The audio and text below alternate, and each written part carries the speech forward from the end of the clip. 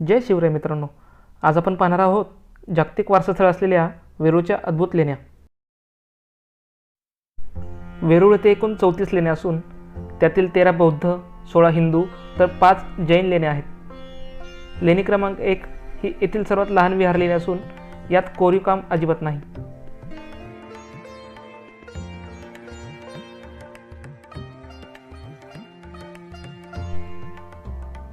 लेणी क्रमांक 2 या लेणीचा दर्शनी भाग खूप देखणा आहे। याच्या प्रवेशद्वारावर बोधिसत्वाच्या उभ्या भव्य प्रतिमा चित्ताकर्षक आहेत।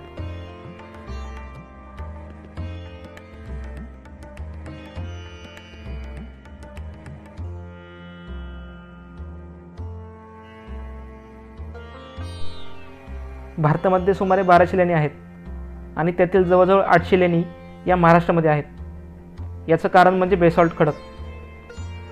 जागतिक कीर्तीचे वेरूळ लेण्या 4 नादरी या डोंगररांगेत कोरलेल्या आहेत। येथील एकूण 34 लेण्यांपैकी क्रमांक 1 ते 12 या बौद्ध लेण्या असून त्या इसवी सन 500 ते 700 या काळात कोरलेल्या आहेत। क्रमांक 13 ते 29 या हिंदू लेण्या असून त्या इसवी सन 750 ते 900 या काळात कोरलेल्या आहेत। तर क्रमांक 30 ते 34 या 5 जैन लेण्या असून त्या इसवी सन 900 ते 1100 या काळात कोरलेल्या आहेत।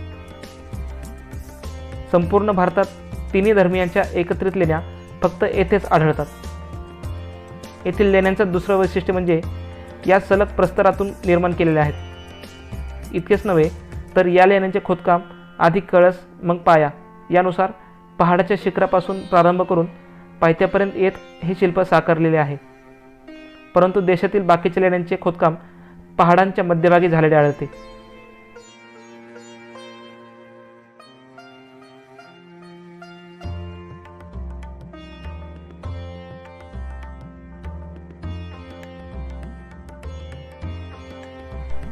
येथील लेण्यांचा खोदकाम हाती घेण्याआधी शिल्पकारांनी नियोजित जागेचा निश्चित अभ्यास करून आराखडा तयार केल्याचे जाणवते।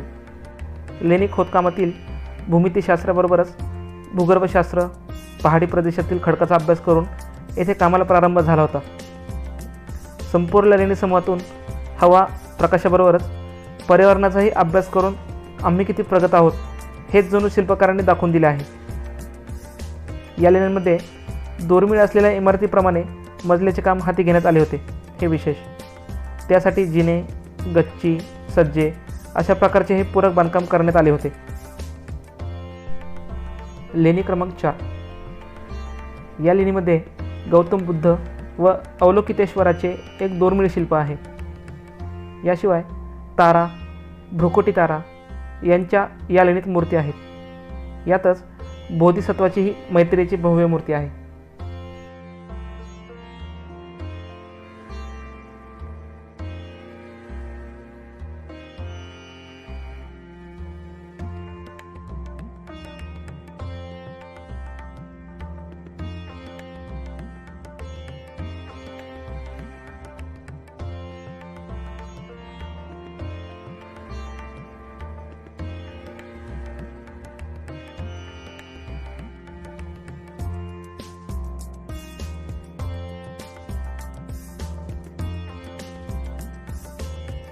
लेणी क्रमांक 5 या लेणीचा वापर बौद्ध भिक्खू भोजन कक्ष व शिक्षण कक्ष म्हणून करत असत। मित्रांनो, डायनिंग हॉलची कल्पना ही त्या काळची आहे।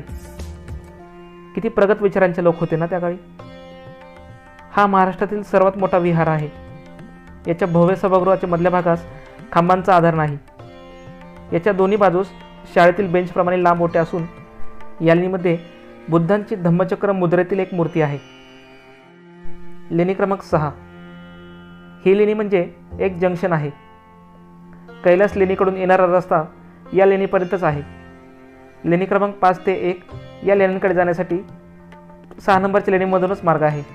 तसेच 9व्या लेणीसही याच लेणीतून जावे लागते। या लेणीतील महामयुरी ही विद्येची देवता आहे। या शिल्पाचे सरस्वतीशी खूपच साम्य आहे। हिच्या एका हातात पृथ्वीचा गोल असून डावीकडे पिसारा उघडलेला मोर नाचत आहे। मोर हे महामयुरीचे वाहन आहे। खाली एक मुलगा चौरंगावर पुस्तक ठेवून वाचत आहे। हे सर्वच तपशील या चित्रामध्ये अगदी सूक्ष्मपणे कोरलेले आहेत।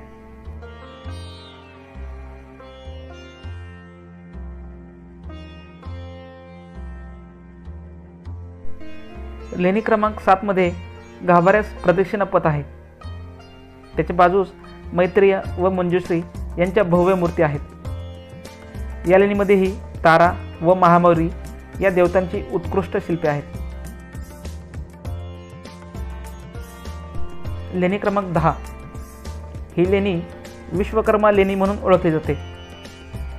वेरूळ येथील बौद्ध लेण्यातील हे एकमेव चैत्यगृह आहे.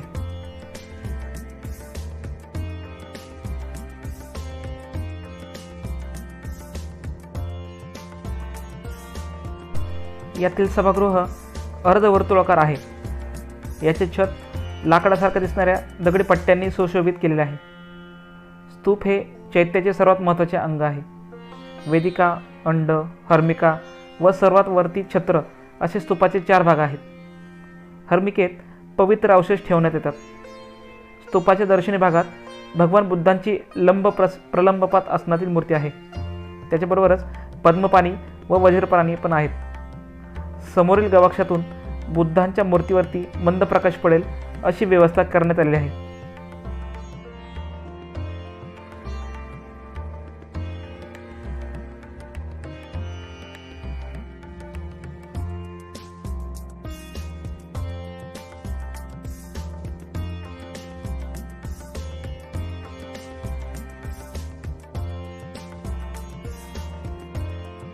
बोधिसत्वामध्ये पिंपळाच्या पानाला खूप महत्त्व आहे. त्यामुळे या ठिकाणी पिंपळाच्या पानाचा आकार देण्यात आलेला आहे.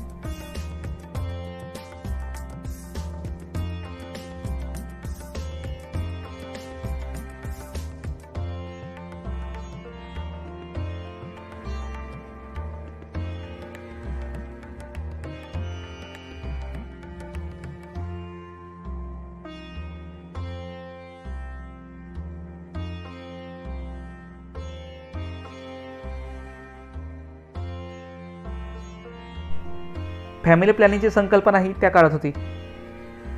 त्याचा संदेश देण्यासाठी या ठिकाणी हम दो हमर दो अशा आशयाची शिल्पे कोरण्यात आलेली आहेत.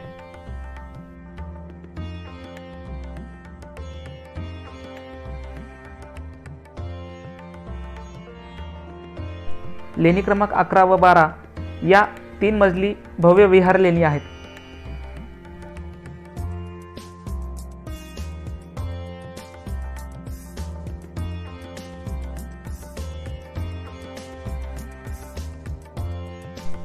अनेक मजली हॉस्टेल ही त्या काळची संकल्पना आहे.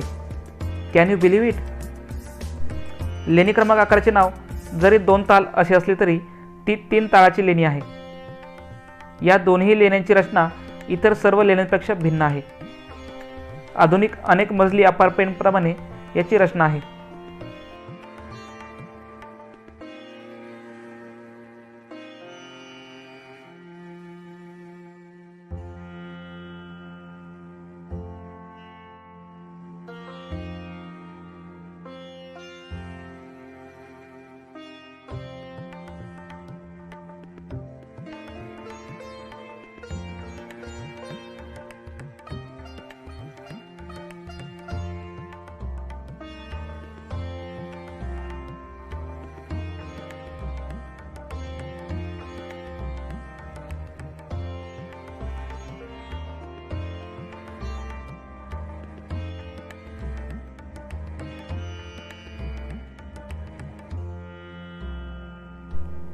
हा लेणीचा दुसरा मजला आहे.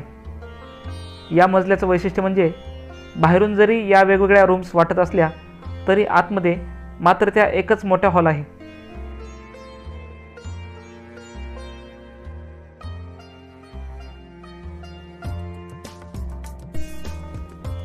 लेणी क्रमांक 13 ते 29 या 17 हिंदू लेण्या आहेत. या लेण्यांची भव्यता, त्यातील शिल्पांची विपुलता व विषयांची विविधता यामुळे या लेण्यांचे वेगळेपण प्रकर्षाने जाणवते.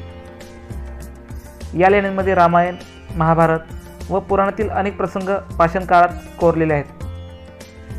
यातील शिल्प व शिल्पपटांचे सूक्ष्मपणे निरीक्षण केल्यास त्यांच्यातील भाव व भावनांचा आविष्कार अगदी सजीव असल्यासारखं वाटतो. स्त्री मूर्तीच्या मुखावरील स्त्रीसुलभ लज्जा, भय व क्रोध इत्यादी भाव फारच हळुवारपणे व कौशल्याने कोरण्यात आलेले आहेत. त्यांची वेशभूषा व अलंकाराचे कोरीव काम तर अतिशय कौतुकास्पद आहे. या लेण्यांच्या निर्मितीवर शैव पंथांचा प्रभाव आहे. त्यामुळे बहुतेक मंदिरातील गाभाऱ्यांमध्ये भगवान शिवलिंग ठेवण्यात आले आहे. त्यांच्या जीवनातील अनेक प्रसंग अनेक शिल्पपटांमधून कोरण्यात आलेले आहेत. लेणी क्रमांक 14 ही रावणाची खाई म्हणून ओळखली जाते. ही पहिली हिंदू लेणी आहे. लेण्यांची रचना व शिल्पशैलीत येथून उल्लेखनीय बदल जाणवतो. या लेणीतील सर्व भिंतींवर भव्य शिल्प चौकटी आहेत.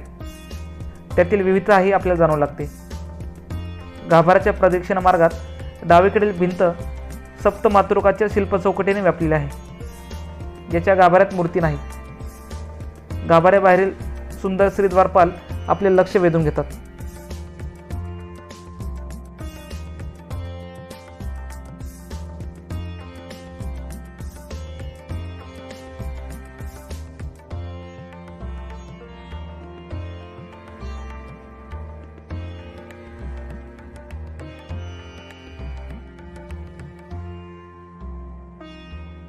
लेणी क्रमांक 15 ही दशावतार म्हणून ओळखली जाते. या लेणीमधील आरंभीचा भव्य मंडप आपले लक्ष वेधून घेतो. यात प्रवेश करताच एक भव्य मंडप आहे. मंडपाच्या छतावर ग्रीक शैलीतील सिंह आहेत. ही लेणी 2 मजली असून यातील वरचा मजला कलाकृतींनी समृद्ध आहे. समोरील स्तंभावर घटपल्लवांचे व इतर नक्षीकाम कौतुकास्पद आहे. सर्वात विशाल गणपती व भव्य नंदी ही यातील प्रमुख आकर्षणे आहेत. लेणी क्रमांक 14 प्रमाणे या लेणीतही अनेक कलात्मक शिल्प चौकटी आहेत. याच शिल्पकथा इतर हिंदी लेण्यांतही आपल्याला पाहायला मिळतात. लेणी क्रमांक 16 ही कैलास लेणी आहे. कैलास लेणी म्हणजे लेणी स्थापत्यकलेतील जगातील सर्वोच्च शिखर. त्याचा व्हिडिओ आपण पुढील शुक्रवारी पाहणार आहोत. वेरूळ लेण्यांजवळ अजूनही काही बरीच पर्यटन स्थळे पाहण्यासारखी आहेत. ती अशी: वेरूळ येथील घृष्णेश्वराचे मंदिर, जे की 12 ज्योतिर्लिंगापैकी एक आहे. तेथून जवळच असलेले म्हैसमाळ हे थंड हवेचे ठिकाण. वेरूळपासून 5-6 किलोमीटर असलेले दौलताबादचा देवगिरी किल्ला. औरंगाबाद शहरात असलेली पानचक्की आणि शहरातीलच आहे असा बीबी का मकबरा, जो की ताजची प्रतिकृती आहे. जर तुम्हाला हा व्हिडिओ आवडला असेल तर याला लाईक, शेअर आणि जे चॅनलवर नवीन असतील त्यांनी याला प्लीज सबस्क्राईब करा. धन्यवाद.